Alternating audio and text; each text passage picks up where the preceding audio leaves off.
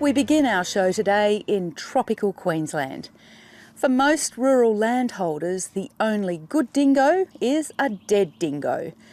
But the very qualities which make wild dogs the scourge of the sheep and livestock industry could also make them the unlikely environmental saviours of a Great Barrier Reef island currently overrun with feral goats. National Rural and Regional Correspondent Dominique Schwartz reports on an unusual pest eradication project on Queensland's Pelorus Island, about 100 kilometres north of Townsville.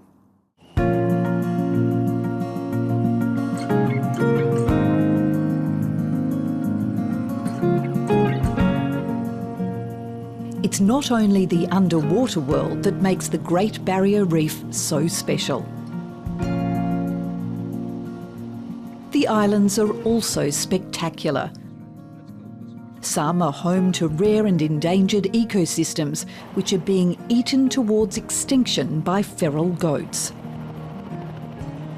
But on one island in Hinchinbrookshire, the table is being turned, and it's goat that's now on the menu.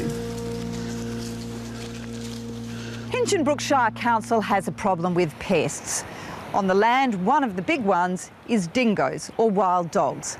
On Pelorus Island, it's feral goats. So the council is undertaking a groundbreaking experiment to use the pests on the land, the dogs, to eradicate the pests on the island.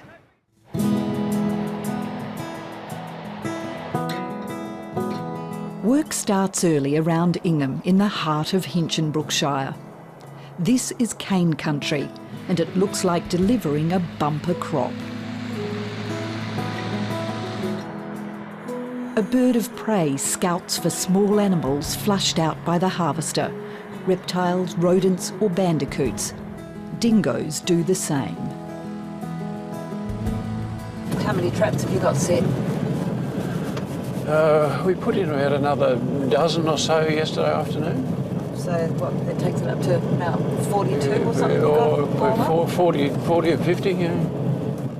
Zoologist Dr Lee Allen is in charge of catching the 4 male dingoes wanted for Pelorus Island.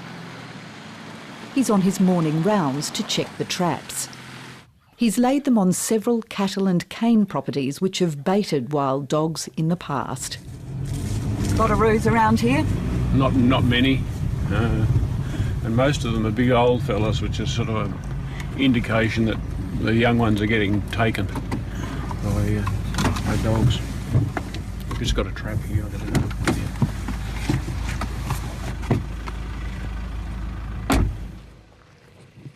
The trap has been activated, but not by a wild dog. You can see the edge of the hoof just there. So this one's been set off? Set off by cattle, yeah.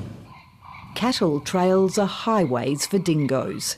When we first came here, there was, several sets of dog tracks coming through this gateway, and you can see the pads going off and radiating out through here, and so it comes through, and so this is the ideal place where you would come and use a foreign dog urine.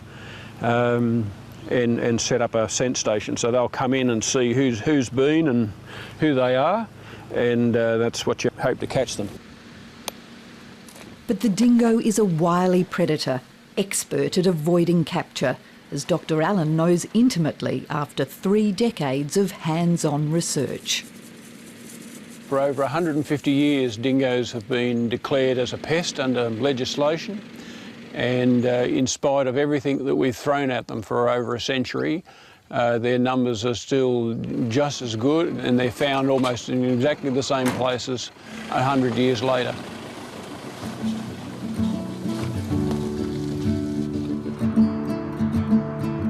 Dingoes are legally protected in pockets of conservation land around Australia. Queensland's Fraser Island is a haven for some of the purest dingoes in the country. Elsewhere, populations have interbred with feral domestic dogs, but Dr Allen says the dingo genes are dominant. Increasingly, you're seeing more and more domestic dog looking wild dogs, but invariably if you take a blood sample from those and have it tested, they will be mostly dingo genetics. Which is bad news for the goats on Pelorus Island. And so how much of a problem are the goats out there? Oh, they're a massive problem. I'm about to see the environmental damage on Pelorus for myself.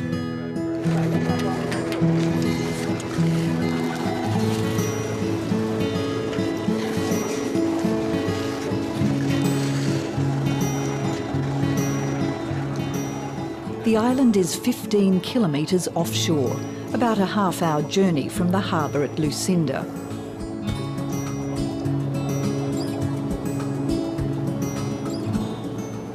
Sedimentation, it's just filling up all our sands, just keeps coming in, and everything's getting shallower and shallower and shallower. Raymond Jayo is the Mayor of Hinchinbrookshire.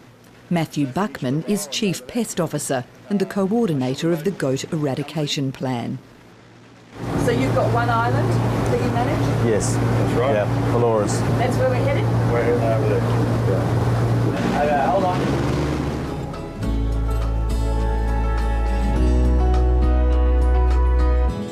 Pelorus is one of 16 islands in the Palm Island group, north of Townsville.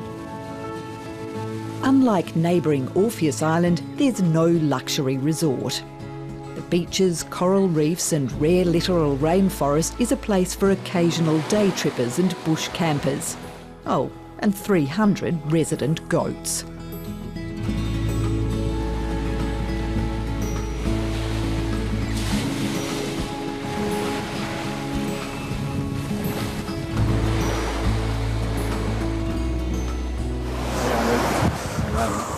Good to see you again. Ben, How are you? Good, buddy. Hi, nice to meet you. Good, thank you. Our welcoming party is wildlife ecologist Dr. Ben Allen, son of Dr. Lee Allen. While his father is busy on the mainland hunting dingoes, he's busy here, preparing for the dog's release. So what are you monitoring? So we're monitoring small mammals and plants here because these are the things that are most likely to do well after goat removal, and small mammals are also going to be potentially some collateral damage for dingoes. Unleashing wild dogs on a protected island to savage goats is a project likely to spark controversy. But Mayor Jayo says more traditional culling methods have failed to control the goats. Previous exercises, such as trying to trap them or trying to shoot them, proved pretty impossible because of the nature of the terrain. You can see she's a bit rugged. We've also tried aerial shooting, but the problem is that there's so much vegetation up on top that, you know, we can't get a clear shot. So when the boys come up with this idea, we just thought, well, that's perfect. This is nature. I mean, the dingo is a predator. The goat is a source of the dingo's affections. So we believe that, just put nature together and that'll sort out a problem. He says the council has a responsibility to act. Look at it, it's a beautiful, pristine environment.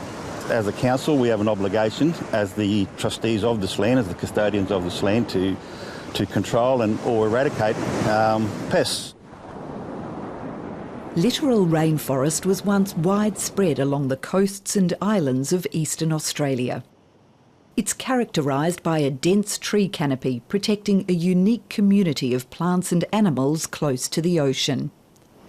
The 4 square kilometres of Pelorus is one of the few places such rainforest still exists, but it's under threat. There's all this erosion, Raymond. It's terrible, these goats. The goats have literally taken out all the understory species of vegetation, and that has allowed all the soils to be exposed and to be washed away and to be trampled down the mountain by the goats. It's all washing down straight out to the reef. On top of the island, we get a glimpse of the alien invader. Goats came to Australia with the first fleet. They were released on islands as a food source for lighthouse keepers and shipwrecked sailors. But as the bald, rocky slopes of Pelorus show, goats have made a meal out of the local plants because there's been no predator to keep numbers down. So I counted just about 16 up there now, And this whole island should look like a forest, but instead it looks like this. And this is the reason why we're doing it, so that if we can get rid of those guys, it'll stop the rest of the island looking like this, and we can preserve what we've got in this Great Barrier Reef. There's so much positive to be gained in doing this. We're going to protect so many of these islands long term. Once this one's successful, it'll set the platform for many other island managers to follow through and to carry out similar projects. Success will be judged on proven results, and that's a big undertaking. This cage is being airlifted to Pelorus. It will allow Hinchinbrook Council to compare plant regrowth in areas that goats can and can't access. A cage is also being dropped on another island in the Palm Island group, where goats are not being eradicated.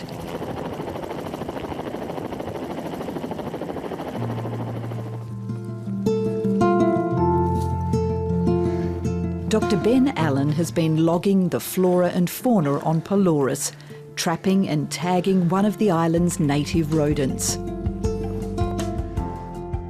Have a quick peek down here. Oh, cute. Aren't they? If you could have them as pets, everyone would have one. This is a Melamese burtoni. It's a native rat. They used to primarily live in grassland. There's not much grass around here because of the goats, so it's surprising that they're still hanging on. We would expect these guys to do well when goats get removed.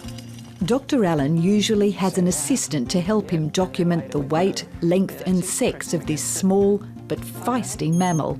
Today, that's me. Has he got a good nip on him? Oh, they do, yeah. Oh, don't you do that to me. By monitoring these little guys, when dingoes are released, goats are removed and the vegetation comes back, we would expect little guys like this to start to increase their numbers, and new captures like this one become a bit more frequent.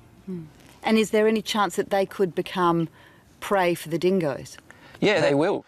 So we're monitoring the situation so we can see which one wins, and we're expecting that the removal of goats is going to have far better benefit to these guys being a grassland rat than the little bit of dingo predation. Top of the right ear. I'm charged with clipping this tiny animal's ear. I'm not sure who's more nervous, the rat or me. Yeah, give it a bit of a pull. There we go. So that little piece has got to go in one of those vials. The ear skin is kept for museum DNA records. Operation complete, this little critter is again on the run. Back on the mainland, there's been a breakthrough. Dr. Lee Allen and his council team have caught their first male dingo. We've got the gun with it. Yeah, with the clips. They want the dog alive, but don't leave anything to chance. They're very stressed, when you approach. So we'll use what they call a catch pole, which is a standard little device. It's basically a noose on the end of a pole. And you'll get, with a bit of difficulty, you'll get that over his neck and be able to secure his head away from your fingers. Dr. Allen says the trap's rubber-lined jaws may bruise a dog's leg, but other injuries are rare. One of the really fascinating things is that after you restrain a dog, they just go quite limp and don't fight and restrain. In his early days of dingo capture, Dr. Allen took risks he now wouldn't dream of. The first 3 dogs I actually picked up in my arms, undid the trap and then carried them up to my vehicle and put them into a cage, unbound. There's no muzzle or anything on them, and none of them made any attempt to bite me once I'd done that. And I wouldn't try that at all now, and I'm just shocked that I actually ever did that. It's D-Day, the day the first dingo will be released on Pelorus Island. His foot will still be fairly swollen. Okay. The veterinary team has arrived at the council dog pound. Dr. Lee Allen uses a catch pole to secure the dingo. I've got him. and the vet moves in to tranquilise it.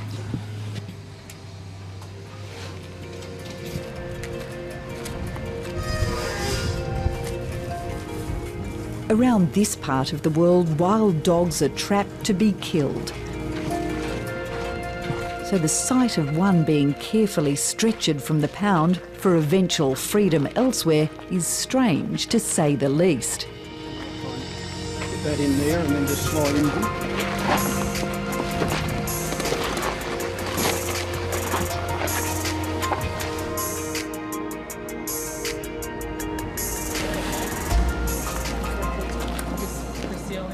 Before being released, the dingo will undergo a thorough health check. Dr. Allen estimates it's about 2 or 3 years old.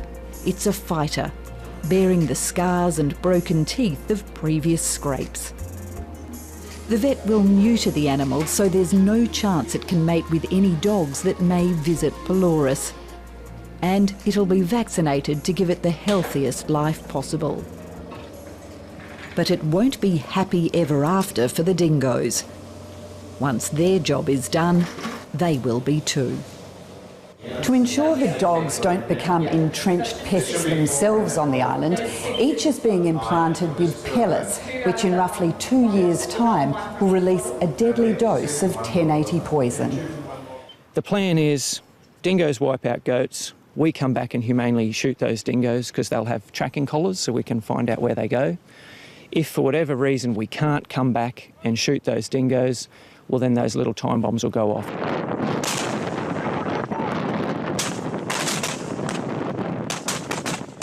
Using dingoes to eradicate goats has been tried once before, in 1993 on Townsend Island in the Shoalwater Bay military training area on Queensland's Capricorn coast.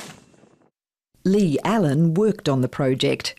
Ben Allen, as always, was at his side. Last time we let go 16 dingoes on a 70 square kilometre island with about 3,000 goats.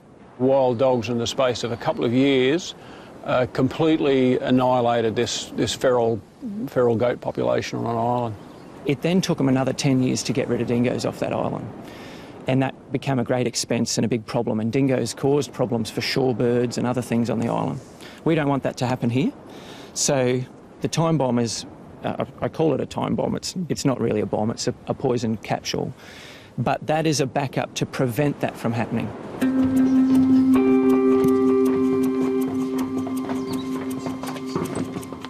Within hours of surgery, the dingo is loaded onto the boat for the journey of a lifetime. Wait, you want to grab the other end? This day has been 8 months in the making.